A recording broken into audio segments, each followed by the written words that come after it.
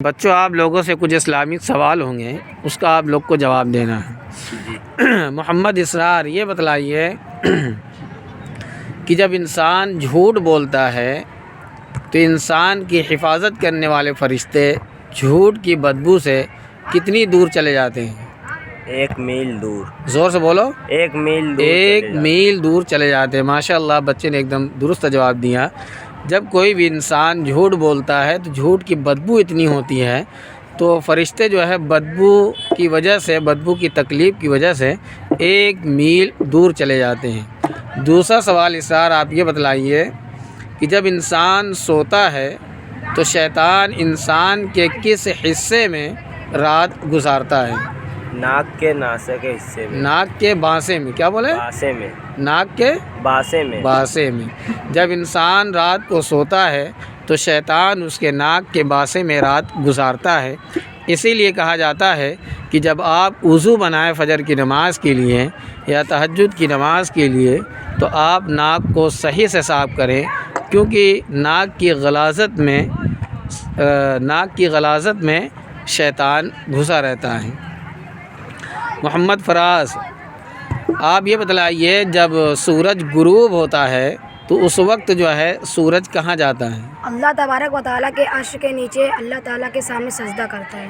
ماشاءاللہ، ابھی بچے نے ایک دم درست جواب دیا۔ جب سورج غروب ہوتا ہے تو اس وقت جو ہے سورج عرش کے نیچے جا کر اللہ تبارک و تعالیٰ کے سامنے سجدہ کرتا ہے، اور جب تک اللہ حکم نہیں دیتا تب تک وہ نکلتا نہیں ہے۔ ماشاءاللہ، بچے نے بہت ہی اچھا جواب دیا۔ فراز، آپ سے دوسرا سوال، قیامت کے دن سب سے پہلے کس کا جھگڑا پیش ہوگا؟ پڑوسیوں کا۔ پڑوسیوں کا۔ زور سے بولیے۔ پڑوسیوں کا۔ پڑوسیوں کا جھگڑا۔ ماشاءاللہ، بچے نے ایک دم درست جواب دیا۔ قیامت کے دن سب سے پہلے جو اللہ تبارک و تعالیٰ کے سامنے جھگڑا پیش ہوگا وہ 2 پڑوسیوں کا ہوگا۔ اللہ ہم سب کو جھگڑے سے ہم سب کی حفاظت فرمائے۔ محمد زید، آپ صلی اللہ علیہ وسلم کے زمانے میں ایک رکانہ پہلوان نام کا ایک آدمی گزرا ہے۔ وہ اتنا طاقتور تھا کہ جس کے بارے میں بہت کچھ کہا جاتا ہے۔ آپ یہ بتلائیے رکانہ پہلوان کتنے آدمیوں کا ایک ساتھ مقابلہ کر سکتا تھا؟ 1000 آدمیوں کا۔ زور سے بولیے۔ 1000 آدمیوں کا مقابلہ کر سکتا تھا۔ ماشاءاللہ بھائی، رکانہ پہلوان جو تھا وہ بہت طاقتور تھا۔ وہ جو ہے اس کے بارے میں آتا ہے کہ ایک ساتھ 1000 آدمیوں کا مقابلہ کر سکتا تھا۔ بہت ہی طاقتور انسان تھا۔ بچے نے بہت ہی درست جواب دیا۔ زید سے دوسرا سوال ہے، آپ صلی اللہ علیہ وسلم نے رکانہ پہلوان کو کتنی مرتبہ شکست دی؟ 2 مرتبہ۔ 2 مرتبہ۔ ماشاءاللہ بھائی، ایک دم درست جواب۔ آپ صلی اللہ علیہ وسلم نے رکانہ پہلوان کو 2 مرتبہ شکست دی، یعنی 2 مرتبہ پچھاڑا۔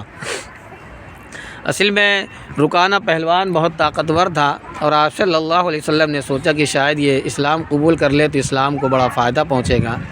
اس لیے جب آپ صلی اللہ علیہ وسلم نے رکانہ کے سامنے اسلام کو پیش کیا تو رکانہ نے جواب دیا کہ میں دین کے بارے میں نہیں جانتا، میں صرف اتنا جانتا ہوں کہ آپ مجھ سے کشتی کریں، اگر آپ مجھے پچھاڑ دیں گے تو میں اسلام کو قبول کر لوں گا۔ تو آپ صلی اللہ علیہ وسلم نے ہاں کر لیا، اور آپ صلی اللہ علیہ وسلم نے رکانہ پہلوان کو 2 مرتبہ شکست دی۔ اچھا زید، یہ بتلائیے شکست کھانے کے بعد رکانہ پہلوان نے اسلام کو قبول کیا تھا کہ نہیں؟ اسلام کو قبول کیا تھا۔ ماشاءاللہ، ایک دم درست جواب۔ رکانہ جب ہار گیا آپ صلی اللہ علیہ وسلم سے تو اس نے اسلام کو قبول کر لیا۔ اس کے بارے میں آتا ہے کہ اسلام قبول کرنے کے بعد اسلام کو بڑا فائدہ پہنچا۔